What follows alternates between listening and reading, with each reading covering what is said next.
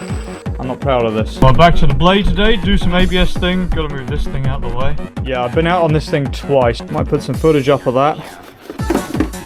Well, I'm assuming all the wiring is under here. This is all ECU and dead spiders.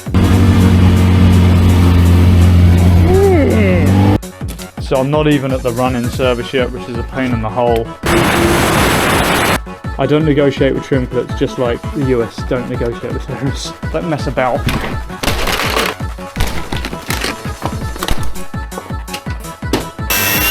It's like, uh-oh! That's ABS spongy and wank.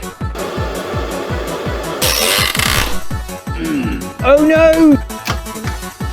I love it when you undo stuff and it gets tighter. I remember sliding down the road and thinking, shit, this whatever the fuck's on top of me is really heavy.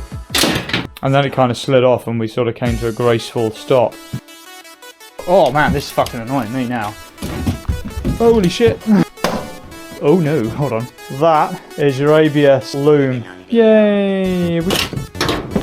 Just the way Honda intended. I wonder what that was. Anyway, it's not that hard. Don't make it hard.